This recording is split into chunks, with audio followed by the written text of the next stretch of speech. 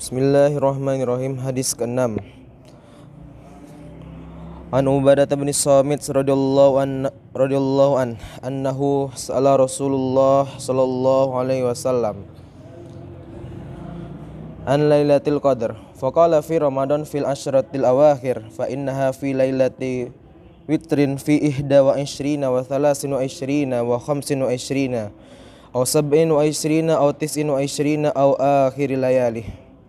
Min Ramadan man qamaha imanan wa ihtisaban ghufira lahu ma taqaddama min dhanbihi wa min amaratiha annaha lailatun baljatun safiyatun sakinatun sajiyatun laharatun wala baridatun ka'anna fiha qamaran sati'an wala yahillu linajmin an yurma bihil tilkal lailah hatta sabahi wa min amaratiha anna syamsa tatlu sabihataha la syu'aun laha mustawiyatun ka'annahal qamar lailal badr wa haramullahu ala syaitan an yakhruju maha yauma idzin.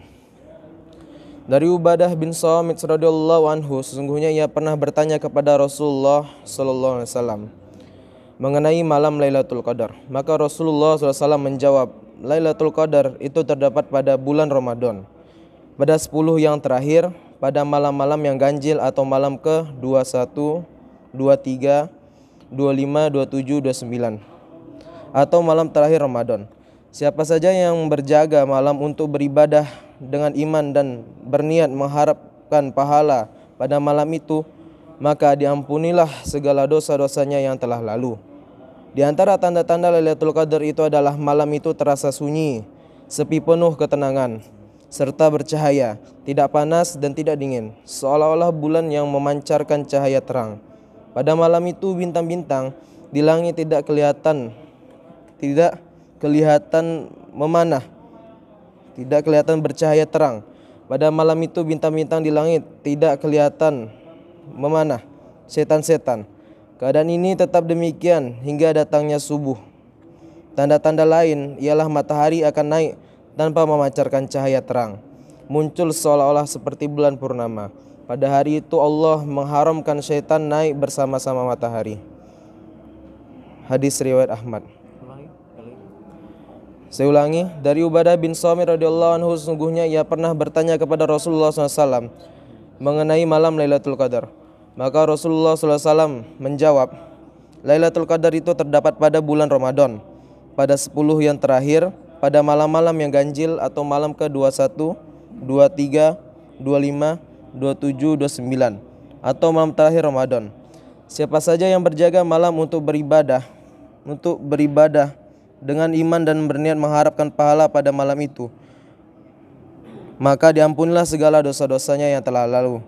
Di antara tanda-tanda Lailatul Qadar itu adalah malam itu terasa sunyi, sepi penuh ketenangan, serta bercahaya, tidak panas dan tidak dingin, seolah-olah bulan yang memancarkan cahaya terang. Pada malam itu, bintang-bintang di langit tidak kelihatan memanah, setan-setan. Keadaan ini tetap demikian hingga datangnya subuh. Tanda-tanda lain ialah matahari akan naik tanpa memancarkan cahaya terang, muncul seolah-olah seperti bulan purnama. Pada hari itu Allah mengharamkan setan naik bersama-sama matahari. Hadis riwayat Ahmad. Hal yang disebutkan dalam hadis ini juga telah dikemukakan dalam hadis-hadis yang lalu. Dan yang terakhir akan disebutkan beberapa tanda-tanda Lailatul Qadar, yang tanda-tandanya itu sudah jelas dan tidak perlu dibahas lagi dengan panjang lebar. Selain itu, ada juga tanda-tanda Lailatul Qadar yang disebutkan dalam hadis atau berdasarkan pengalaman orang-orang yang beruntung mendapatkan Lailatul Qadar.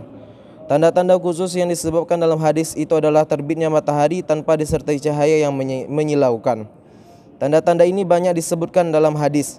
Selain itu, tanda-tanda lainnya ada yang sering kita jumpai dan ada juga yang jarang kita jumpai. Abdan bin Abi Lubabah radhiyallahu anhu berkata, pada malam yang ke-27, saya merasakan air laut terasa manis. Ayub bin Khalid rahmatullah alaihi berkata, saya mempunyai keperluan untuk mandi dan saya mandi dengan air laut, maka saya rasakan air laut begitu manis. Ini terjadi pada malam ke-23.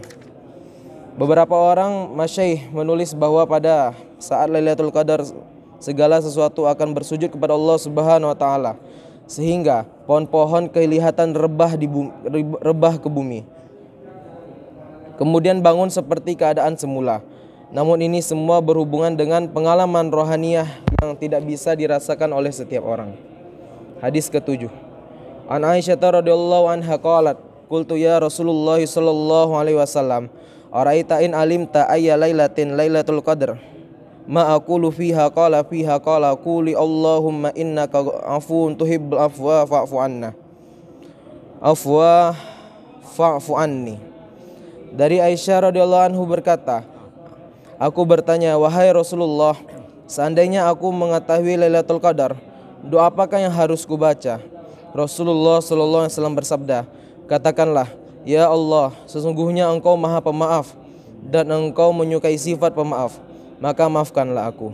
Allahumma innaka afuwun tuhibbul afwa fa'fu anni. Doa ini begitu ringkas. Jika seorang memohon agar Allah dengan rahmatnya mengampuni dosa-dosanya, maka apabila orang itu telah dimaafkan, permohonan apa lagi selain itu yang diharapkan?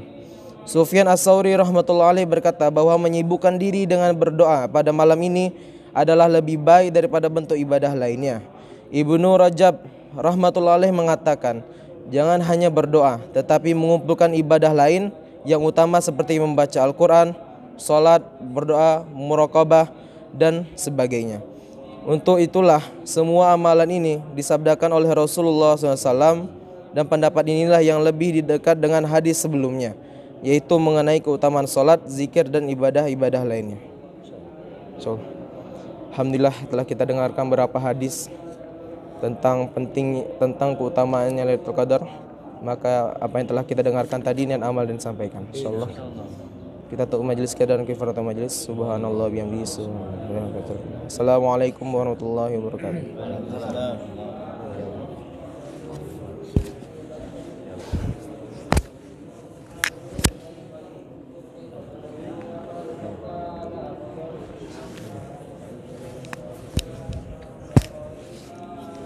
Oh,